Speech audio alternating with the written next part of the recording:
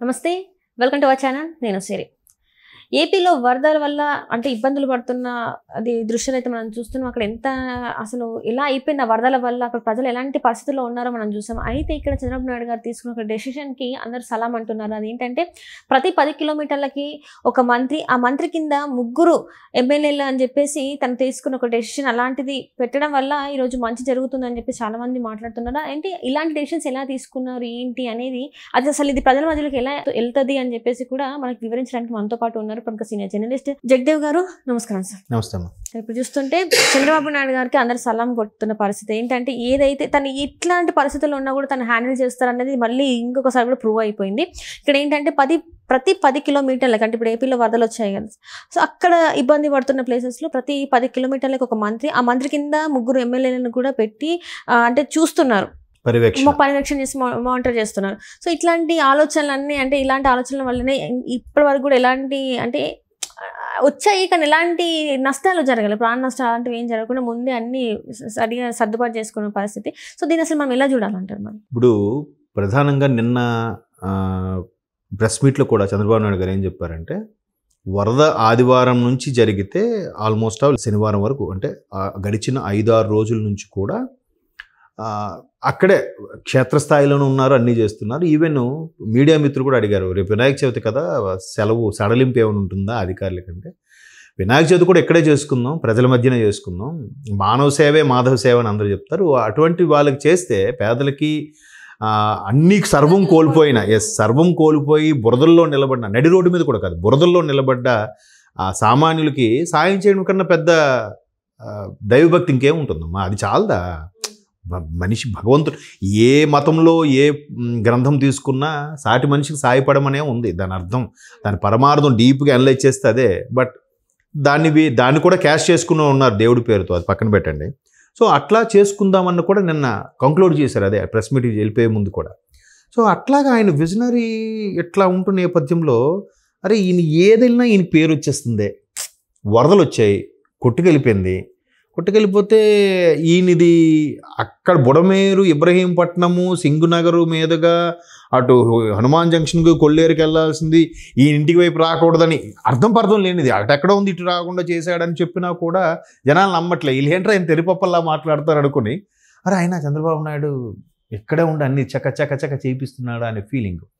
నిన్నైతే ఏవైతే వెహికల్స్ ఉన్నాయో వరుసగా ప్రతి వెహికల్ని వరుసపెట్టి 100 వెహికల్స్ పెట్టి ఒక్కొక్కరికి సాయం అందిస్తుంటే, ఆ వెహికల్స్ మా జగనన్న టైంలో కొన్నవి, ఎవరు కొన్నాడు కాదు అది. మీరైతే వెంటనే వెహికల్ వద్దు, చంద్రబాబు వెహికల్స్ కదా వాడద్దు, ప్రజలు పోయినా పర్వాలేదు, ఆ వెహికల్స్ మాత్రం వాడద్దు, వీలైతే అలాగే చేసేవారేమో అని. అలా కాదు కదా, ఎవరివైతేనేంటి, వెహికల్స్ ద్వారా ప్రజలకు సాయం అందాలా లేదనేది కాన్సెప్ట్ అక్కడ. అట్లా వెళ్తున్నాడు. సరే అయిపోయింది, ఏం చేసినా ఆయనకి పేరు వచ్చేస్తుంది. అరే ప్రజలు అడిగితే నిజంగా ఇబ్బంది పడిన మాట వాస్తవమే, ప్రకృతి వైపరీత్యాలకి ఆయన ఏం చేస్తాడు, ప్రభుత్వం ఏం చేస్తుంది, అయినప్పటికీ యుద్ధ ప్రాతిపదికన అన్నీ చేస్తున్నారు, ప్రతి ఒక్కరు మా దగ్గరే ఉంటున్నారు, మంత్రులతో సహా ఎమ్మెల్యేలతో సహా. ఇదిలా ఉంటే కృష్ణా జిల్లా అంటే విజయవాడ నుంచి అటు తూర్పు వైపు బంగాళాఖాతంలో కృష్ణానది కలిసే దగ్గర మధ్యలో లంక గ్రామాలు ఉన్నాయి, నదీ పరివాహక ప్రాంతం అంతా కూడా కరకట్ట అంటారు, గట్టు లాంటిది. అది కూడా తవ్వేస్తే ఇంకా వరద ఇటు ఊరిలోకి వచ్చేస్తే ఇక్కడ కాదు అక్కడ కూడా ఇబ్బంది పడతారు, ఈయన సరిగ్గా పట్టించుకోలేదని చెప్పొచ్చని ప్లాన్ వేశారు. ఒకవేళ కరకట్ట పోతే ఎవరికి ఎక్కువ బ్యాడ్ నేమ్ వస్తుంది? గత ప్రభుత్వం కరకట్ట పాడైపోయినా ఎందుకు బాగు చేయలేదు, కనీసం రోడ్లు కూడా వేయలేదు, ఇది కూడా చేయలేదని వీళ్ళని కదా అంటారు. ఆ చిన్న కామన్ సెన్స్ కూడా లేదు వాళ్ళకి.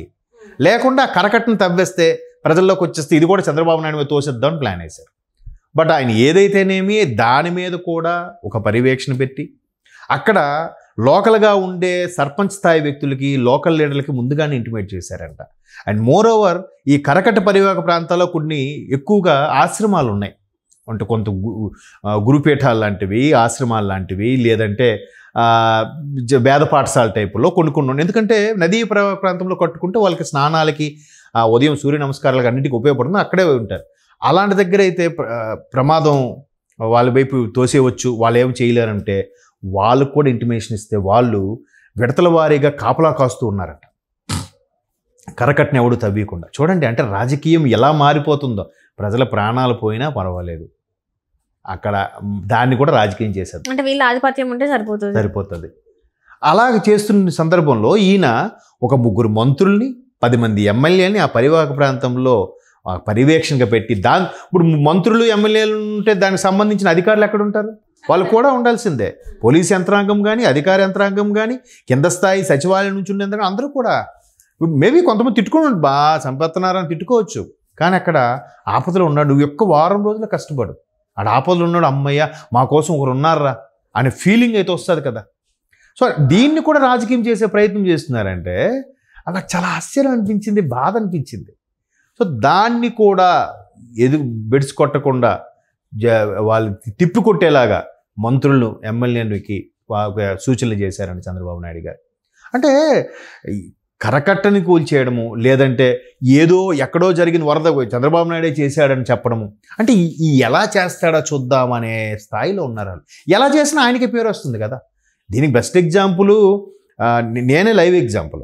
హుదూదు వచ్చింది, హుదూదు వచ్చినప్పుడు అతలాకుతలం అయిపోయింది. ఇంక ఇది విజయవాడలో కొన్ని ప్రాంతాలే, ఒక సింగునగరము లేదంటే దాని పరివాహక ప్రాంతాలు దాని కింద ఉన్న కొన్ని ఏరియాలు. కానీ హుదూదు 3 జిల్లాలని శ్రీకాకుళం, విజయనగరం, విశాఖపట్నం ఒకప్పుడు ఉమ్మడి జిల్లాలు, అంటే ఇప్పుడు 6 జిల్లాలు అయ్యాయి. ఈ 3 జిల్లాలని కూడా కుదేలు చేసేసింది. ఏంటి ఎక్కడ చెట్టు లేదు, పుట్ట లేదు, పోల్స్ లేవు, ఏమీ దొరకలే. మీరు నమ్మరు, పాల ప్యాకెట్ 150 రూపాయలు తెలుసా అండి హుదూద్ టైంలో. అంటే మరి లేదు, ట్రాన్స్పోర్ట్ లేదు ఎక్కడ. మొత్తం రోడ్లు, హైవేలు అన్నీ కొట్టుకెళ్ళిపోయి, ట్రాక్లు అన్నీ కొట్టుకెళ్ళిపోయి. ఇది ఇంకా ఒక ప్రాంతం ఇది, బట్ గోదావరిలో కొన్ని ముంపు గ్రామాలు.